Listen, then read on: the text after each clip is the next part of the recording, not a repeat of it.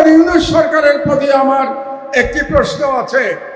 আপনারা কেন অপ্রয়োজনীয় ইস্যু তৈরি করছেন? নারী কমিশন করবার জন্য জুলাই বিপ্লবের তরুণেরা জীবন দেয় নাই, তারা জীবন দিয়েছিল বাংলাদেশকে ফ্যাসিবাদ মুক্ত করবার জন্য, বাংলাদেশ থেকে ভারতীয় আগ্রাসনবাদ মুক্ত করবার জন্য। আর আলেম ওলামাদের কাছে আমার নিবেদন, আপনারা নারী নীতি নিয়ে লড়াই করতে গিয়ে বৃহত্তর লড়াই থেকে সরে যাবেন না।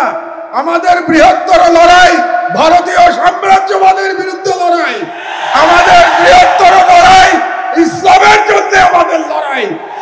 আপনারা যদি নারী নীতির মতো একটা ইস্যু দিয়ে আন্দোলন করেন, তাহলে আমাদের যে বৃহত্তর আন্দোলন এটা ক্ষতিগ্রস্ত হবে। কাজেই নারী নীতির অবশ্যই আপনারা প্রতিবাদ করবেন, কিন্তু তার মানে এই না যে আমরা মূল লড়াই থেকে সরে যাব। মূল লড়াই থেকে আমাদের সরে যাওয়া যাবে না। আমি মনে করি শাপলা চত্বরে যারা গণহত্যার শিকার হয়েছে তাদের প্রত্যেকের শেখ হাসিনার বিরুদ্ধে গণহত্যার মামলা দায়ের করতে হবে। এটাই আমার আজকে 1 নম্বর দাবি। বিসমিল্লাহির রহমানির রহিম।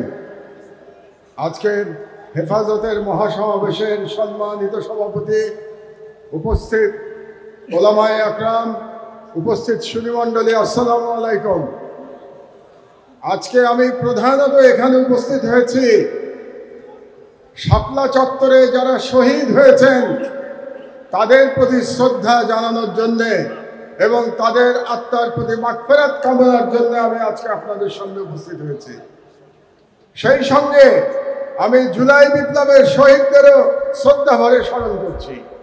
আমাদের স্মরণে রাখতে হবে যে 2013 সালের সেই শাপলা চত্বর গণহত্যার পর এই প্রথম আমরা আবার মুক্ত বাংলাদেশে, দ্বিতীয় স্বাধীন বাংলাদেশে এরকম একটি মহাসমাবেশ করতে সক্ষম হয়েছি।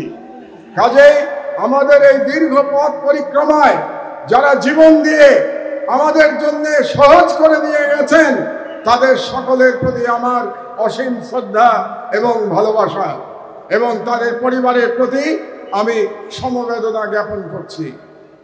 আমি একটু অবাক হয়ে যাচ্ছি যে হেফাজতের তরফ থেকে কিংবা ভিকটিমদের তরফ থেকে এখনো 2013 সালের শাপলা গণহত্যার জন্য যে মাস্টার মাইন্ড ছিল সেই দানব ফ্যাসিস্ট শেখ হাসিনার বিরুদ্ধে মামলা দায়ের করা হয় নাই।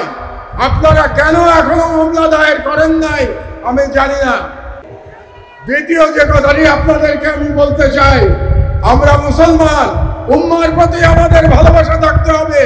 তাই শহীদ এবং কাশ্মীরের মুসলমানদের উপরে যে জুলুম চলছে তার বিরুদ্ধে আমাদের ঐক্যবদ্ধভাবে আন্দোলন চালাতে হবে। 3 নম্বর কথা আমি বলতে চাই, আমার বক্তব্য দীর্ঘায়িত করব না। এখানে অনেক ওলামায়ে আকরামরা আছেন যারা মূল্যবান বক্তব্য দেবেন। আপনারা নারী নীতি নিয়ে প্রশ্ন তুলেছেন। এ ব্যাপারে প্রথমে ডক্টর ইউনূস সরকারের প্রতি আমার একটি প্রশ্ন আছে যে আপনারা কেন অপ্রয়োজনীয় ইস্যু তৈরি করছেন? নারী কমিশন করবার জন্য জুলাই বিপ্লবের তরুণেরা জীবন দেয় নাই, তারা জীবন দিয়েছিল বাংলাদেশকে ফ্যাসিবাদ মুক্ত করবার জন্য, বাংলাদেশ থেকে ভারতীয় আগ্রাসনবাদ মুক্ত করবার জন্য। কাজেই আপনারা সরকারে বসেছেন যাতে করে বাংলাদেশে আর ফ্যাসিবাদ ফিরে আসতে না পারে। আপনাদের দায়িত্ব শুধুমাত্র সেই সংস্কারগুলি করা যে সংস্কারের মাধ্যমে বাংলাদেশে ফ্যাসিবাদের পুনরুত্থানের পথ আমরা বন্ধ করতে পারবো। কাজেই ডক্টর ইউনূস সরকারের প্রতি আমার বাংলাদেশের একজন প্রবীণ নাগরিক হিসেবে পরামর্শ থাকবে, আপনারা অপ্রয়োজনীয় ইস্যু তৈরি করবেন না। এবং আমরা দেখতে পেয়েছি আপনারা অনেকগুলো অপ্রয়োজনীয় সংস্কার কমিশন করেছেন।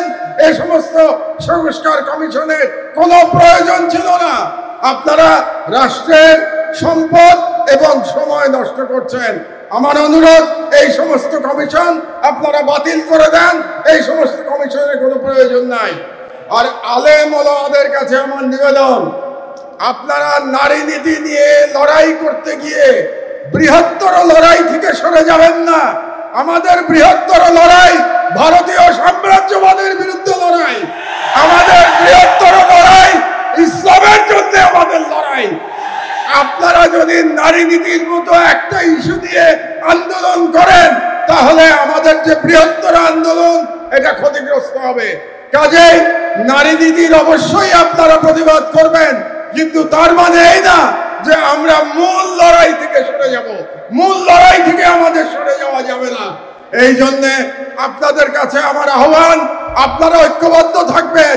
আমি বিশ্বাস করি বাংলাদেশের আলেম সমাজ যদি ঐক্যবদ্ধ থাকে তাহলে বাংলাদেশের স্বাধীনতা কেউ ছিনিয়ে নিতে পারবে না।